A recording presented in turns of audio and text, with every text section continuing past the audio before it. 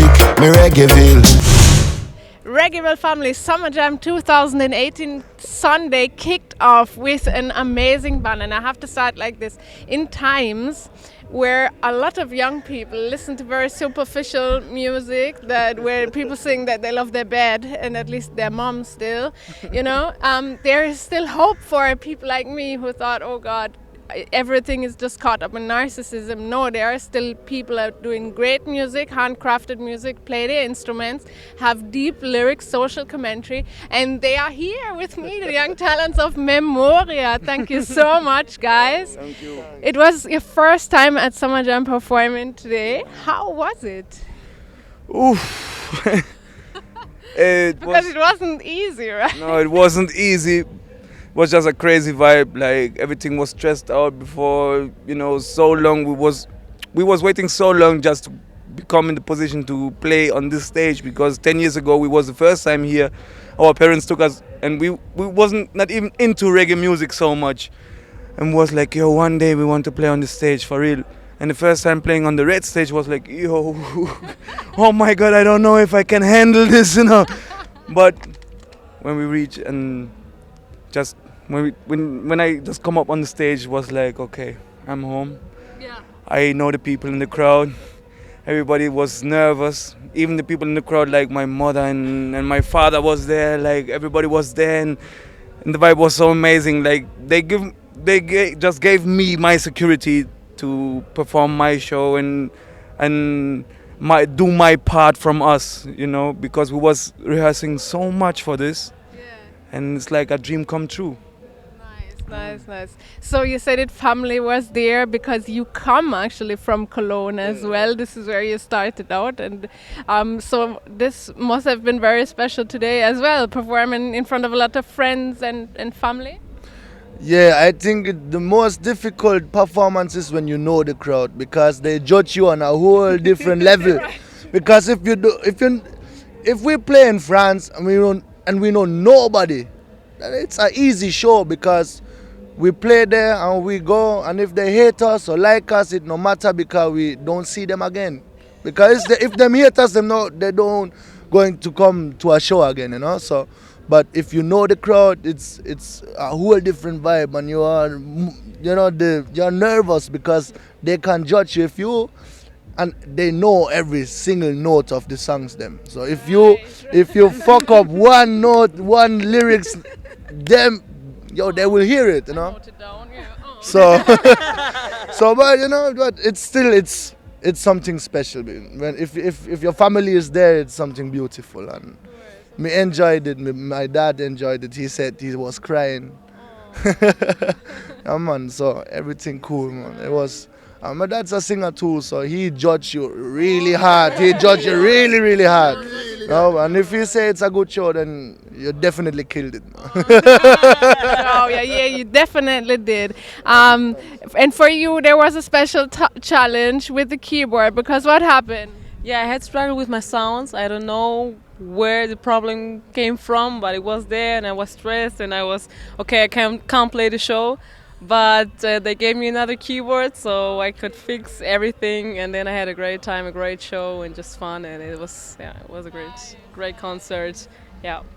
You said it, you came on stage and it felt like home, and I think this is what also came across to the people, that like you are really captivating the stage. This is like your place, it's taken over, and this is great because not every artist can do it like that. So big ups for that, But I also paid you another compliment earlier when I said that I really appreciate the fact that you are doing deep, thoughtful music, you're doing social commentary in times when a lot of young people are thinking more about their Insta story or their captions than about whatever climate change and politics. Would you agree with that, or is that just my impression? No, that's very important. Very important. You want to say something? Like, I think one big problem from the new generations is like they're too much into their phones. They don't look around. Like Chronic say, they do it for the likes, not for the love, And this is something like, I'm glad that I grew up with my Nokia phone that had Bluetooth and infrared. And I think in 7th grade or something like this, my parents gave it to me. I was the last youth in the whole school with a phone, and I'm glad to get this experience. You know, I was playing Snake on my phone, saying like, "Yo, I have the biggest phone in the school right now. I can play Snake." But even I was the last one. I don't have the Sony Ericsson. Everybody got a Sony Ericsson, but this just gave me time to think about stuff like, you know, we grew up between two cultures. Our father is from countryside in Peru. Our mother is from Karlsruhe in Germany, and these are two different worlds with you know, and like these cultures are so different that they do everything different. Like there's nothing in common. They just grew up different. They eat different food. They drink different water. Everything is different. And when you grow up between these two cultures, with one side poor and the other side not rich, but you know, in yeah, we had stuff. Yeah. We had stuff. Yeah. We had pens and to write, and we had the school material was there, education, books, everything. And then you go to Peru and they have nothing. They live in a house built of wood, right beside the street, right beside the like barefoot, no water, no electricity. So, you know, me thankful to live here, but to see the other life in Peru and South America in general was an experience that made us, I think about stuff, what's going wrong in the world, because my grandmother is poor and my family is poor. My father had nothing. He was begging my grandfather to go to school, but he couldn't go because he had to work, because they needed to eat something. So it's a whole different world and a whole different life. So if your father tell you these stories, and if you see that life, you start to think about what's going on wrong and things. So, and that's an important thing to discuss and to write down and make the people hear it, and so they can think about it and go into a discussion, so it can change. Yeah. And that's very important. And that's what you also say on your website. You say you combine Europe and Latin America. You combine, or you have the differences between wealth and poverty, and between many different sides of things through your backgrounds. What are the rest of the band members' backgrounds, so they can also relate to these things that a lot of young people cannot relate to because they have everything? For example, my father's from Caracas, from Venezuela, South America too, and from our bassist, this is from Chile, and our drummer and guitars, they are from Germany. So but I think the thing that we all share is the love to music, and it don't matter what culture we have or what background. Of course, it helps us because I don't know. I think we all grew up with the music, with the rhythm of salsa, merengue, of Latin music, but also of reggae, and but also Emil and René from Germany. They got the vibe, and this is what we share and what makes us a family, a group, with the same passion, and that's what matters. So yeah. And you started out at a youth center, I think.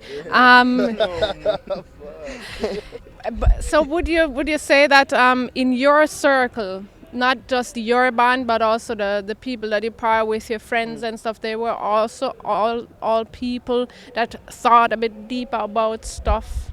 Yeah, of course, because we always go in discussion about things when we think are important. So, and all of my friends, when I see things that I think it's not right, I talk up with them about it, and they have a opinion, and so we discuss things, and everybody is like, not everybody, because some people say, oh, me not in that politician thing there, but me not into politics, but you always talk about the world and things you see that's going wrong, and so I think you need this kind of people around you. Like, okay, it's good to have friends you can have fun with, but you need your friends to reason about the world. But because the change started when you start to discuss about stuff or talk about stuff. When you don't talk about stuff, your mind will just stuck up. You know, if you're too much into party, then your mind is stuck up in party. If you keep your mind with people discussing about the world, discussing about philosophies, about religion, about politics, whatever, you know, if you just challenge your mind, if you try to to just build up a better place in your mind, when you come to this kind of vibe in your life with your friends around, then you know you all got the right friends around you. Because if you just have people who don't think, who are, like there are so many people that talk like 2 hours about their shoes, 2 hours about their chain, 2 hours about about their watch and whatever. Nice watch, bro. No, but yeah. No, but fashion is important and fashion is nice, and you need to love yourself, but you need to go deeper in life. It's not everything is about that. Like you need to. We are the new, like Jesse Roy say, we are the new generation. This year generation can change something. We are more than likes, than fashion, than how you look. Yeah, we're more than that. Yeah, deeper inside there is something very important, our soul, and I think that's we have to talk about that. Is that also a reason why you chose to do reggae, because it is a genre that's social commentary, or is it, or you just love reggae, and because you could have done, as I said, salsa, merengue, a lot of things. Well, okay. I think like for me, I just love reggae, and with reggae came the mindset of me want to change something in the world, and me want to discuss things because reggae do that. And I had that before because my parents and grandparents, they talk about this stuff all the time. But when I heard reggae music, I was like, yo, this music can change something. And I just love reggae music. So first came the love to reggae music. I mean, like the vibe, and I don't know. I was 9 years old, so I did not understand a thing. I was, yeah, man. No, but I couldn't understand nothing what them say.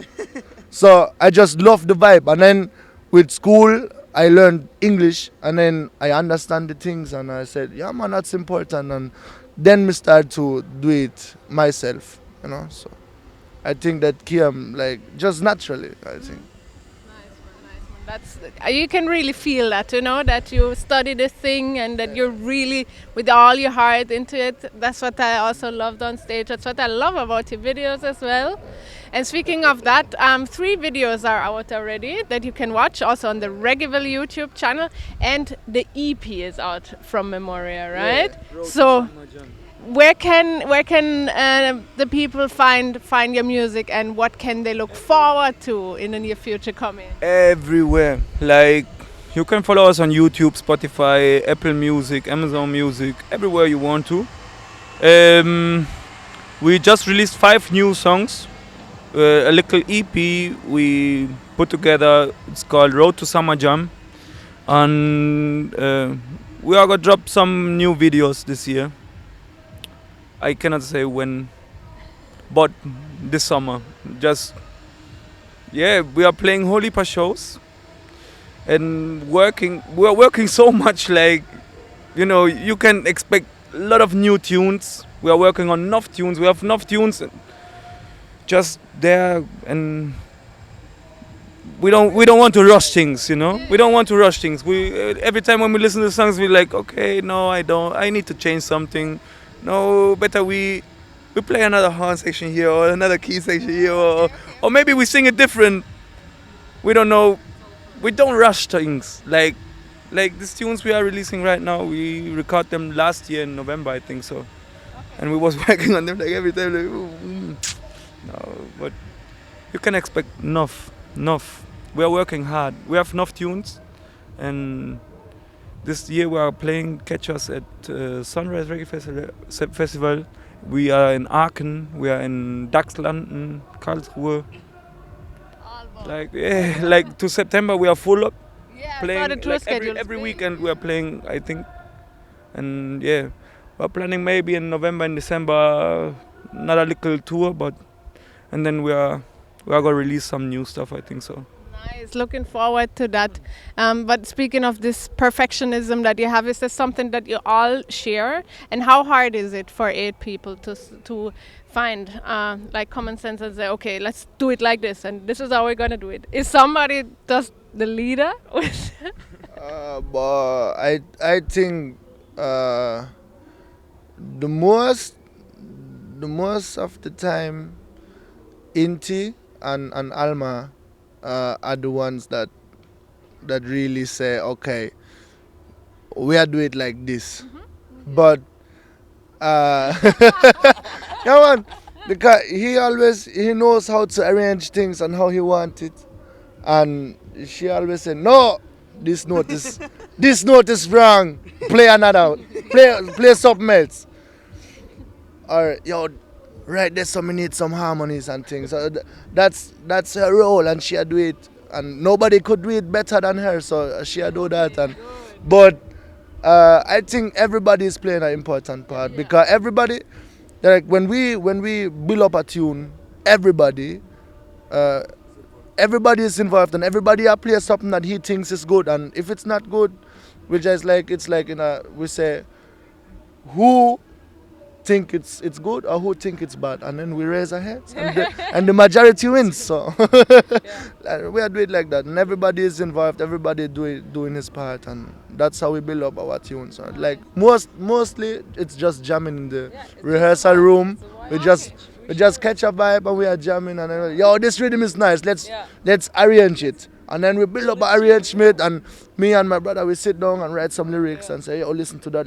Yeah, man, that's nice. And so we build up the tunes. Then the saxophone comes. But where do you know all that from? Like, I mean, do you just listen to music and you just rehearse your instruments, or what's your background?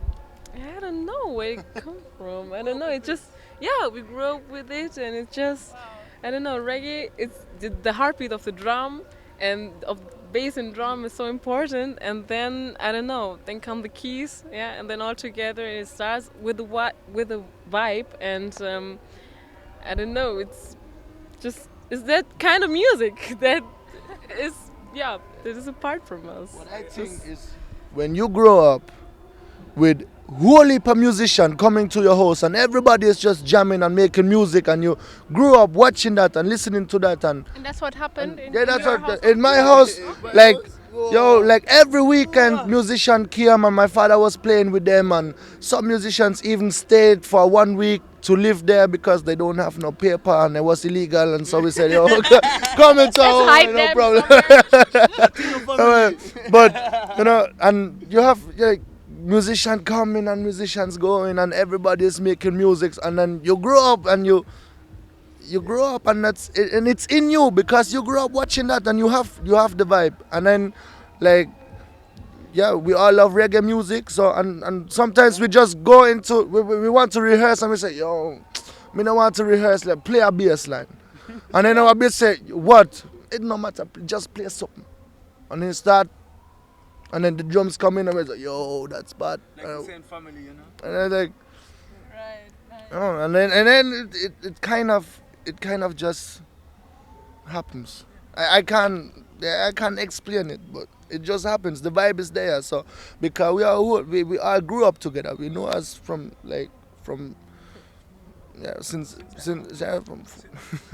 from barn, so. And the thing is, like, we live in Cologne, Germany, yeah, but we grew up different. We was rehearsing in Kolbstraße, in Mülheim, and you can like the whole place was listening to us rehearsing.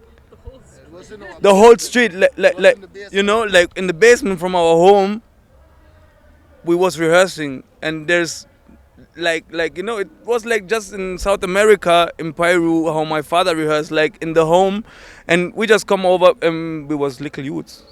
Yeah, you cannot forget this. When we started, Chask was 9 years old. Okay, we started to rehearse in the youth center, but after this we was rehearsing in his room. And after this, we was rehearsing in our basement. And, you know, the whole street, the whole block was listening to us rehearsing, and everybody was like, yo, big up, this sound nice. You know? Sometimes neighbors was just too fucked up. We was like, hey, I want to sleep, I want to talk to my husband or whatever, you know, like, can you stop this noise, please? It's just... No, we have a show. We have a show this weekend. We can't do that. Yeah. You know, we mashed up the whole neighborhood, man. Everybody was like, yo, when you are rehearsing, because I want to go somewhere else. Or some neighbors was like, even, yeah, this sound nice, man. I want to go to your next show. And yeah, we just do ourselves, and we keep on doing music. We do this like 10 years. Yeah. Yeah. Well, it's a dream come true. Yeah, man. Really a dream come true. And then the first time on the red stage. Well, Matting, man, matting. Yeah, so you can check the live video because we filmed live too, of course. Yeah. So in case you missed it, because it was great vibes, amazing, you know. Big stage, whole heap of people. Sun was shining, vibes were sweet. Memoria, thank you so much, guys, for this interview. Now it's late, but I wanted to say one thing in my life, because I'm here with the superstar. I one time in my life, I just wanted to say, Wagwan Munchy. Thank you so much. Keep up the passion and the great works. All the best. Blessings. Me bad, me sick, me Reggaeville.